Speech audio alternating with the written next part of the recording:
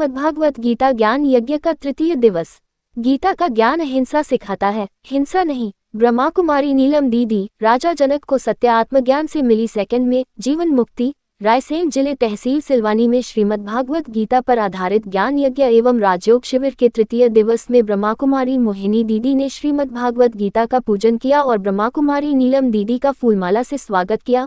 प्रवक्ता राजयोगिनी ब्रह्मा कुमारी नीलम दीदी ने सर्वप्रथम शिव शंभु का आह्वान करते हुए श्रीमद्भागवत गीता जी की आरती करने के बाद शिव परमात्मा के सप्त गुणों आनंद, ज्ञान, शांति, प्रेम, सुख, पवित्रता और शक्ति का रहस्य बताया। जब राजा परीक्षित को पता चल गया था कि मेरी मृत्यु 7 दिन बाद हो जाएगी, तो उन्होंने 7 दिवस की कथा करवाई और 7 दिन भगवान के लिए समर्पित कर भगवान को याद किया, जप तप भजन किया।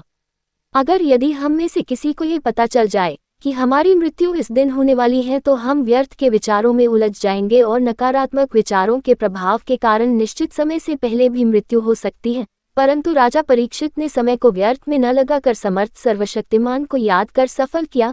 तो हमें भी अपने हर पल को सफल करना है, क्योंकि परमात्मा कहते हैं हर घड़ी अंतिम घड़ी। कहते हैं राजा जनक को सेकंड में जीवन मुक्ति मिली। राजा जनक ने एक आयोजन किया जिसमें उन्होंने वेद शास्त्री, विद्वान पंडित, कथावाचक को बुलाया और कहा कि हे महानुभाव, मुझे जीवन मुक्ति का रास्ता बताए। परंतु कोई भी राजा जनक के प्रश्न का सटीक जवाब नहीं दे सके।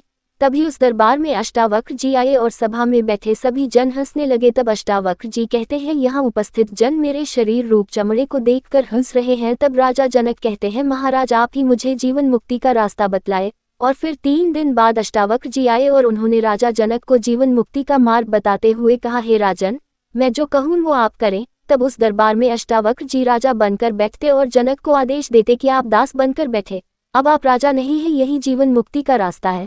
अष्टावक्र जी ने जब निमित्त भाव का एहसास कराया तो राजा जनक का भाव बदल गया। कहते हैं कि तन मन धन सब कुछ है तेरा, तेरा तुझको अर्पण क्या लागे मेरा, बस ये गायन तक रह गया है। परंतु अब हमें ये वास्तविक रूप में उस परमात्मा को सौंपना है, निमित्त भाव रख संभालना है। ये शरीर रथ है, आत्मा इस शरीर की मालिक है। मेडिटेशन अभ्यास के बाद श्रीमद्भागवत XG की आरती कर प्रसाद वितरण किया गया।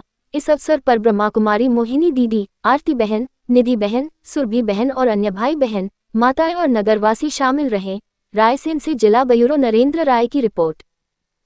पत्नी गई और उसने क्या किया होगा? दोनों बच्चों को पीट दिया। दोनों बच्चों को कैसे मैनेज करते, आजकल तनाव को, गुस्से को मैनेज करते हैं लोग। एक व्यापारी भैंसों पे गुस्सा करने लगा, मैनेज कर रहा अपने गुस्से को। गुस्सा किस पे मैनेज कर दिया? भैंसों पे। इन भैंसों को भी अभी आना था, ट्रैफिक अभी जाम होना था।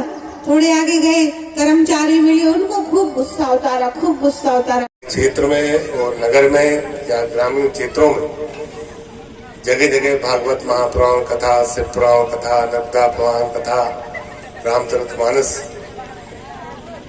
के माध्यम से, प्रवचनों के माध्यम से हम अपने आप को, अपने जीवन को तो धन्य कर ही रहे हैं। साथ ही धार्मिक कथाओं के माध्यम से, भगवान की कथा सुनने के से जीवन में बड़े बदलाव आते हैं। लोगों के प्रति सेवा करने का भाव पैदा होता है, गरीबों की मदद करने के प्रति धारणा होती है कि हम उन गरीबों की मदद करें जो असहाय है, कहीं से उनको सहायताएं नहीं मिल पा रही, लोगों को उनको मदद नहीं मिल पाती। इन भगवान की मंगलमयी कथाओं के माध्यम से हम सबको जीवन में प्रेरणा मिलती है लोगों की सेवा करने की।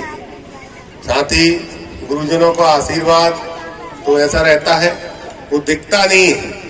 जैसे पानी की जब ओस गिरती है तो दिखती नहीं है, लेकिन जब वो एक पत्ती पर जब वो ओस इकट्ठी हो जाती है और सुबह की जब किरण, सूरज की पहली किरण जब उस ओस पर पड़ती है तो उसका दिव्य और भव्य स्वरूप उस समय जो दिखता है तो मन गदगद हो जाता है। ऐसे ही गुरुजनों का आशीर्वाद, उनके आशीष वचन हमारे जीवन को प्रसन्न करते हैं, हमारे जीवन को धन्य करते हैं, जिससे हम प्रेरणा लेके लोगों की मदद करने की, सेवा करने की हम लोगों के जीवन में भावना होती है। तो उसी को हम प्रयासरत रहते हैं।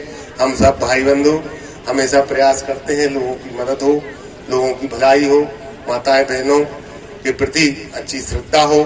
साथ ही यहाँ उपस्थित सभी हमें बहनें माताएं उपस्थित हैं, सभी से आग्रह भी है कि सब अपने बच्चों को अच्छी शिक्षा दें, अच्छे संस्कार दें, क्योंकि आप ही जगत जननी माँ भगवत स्वरूपा देवी स्वरूपा आप ही हो, आप ही नवदुर्गा का स्वरूप हो, आप ही हमारे लिए जीवन का सार भी हो, आधार भी हो।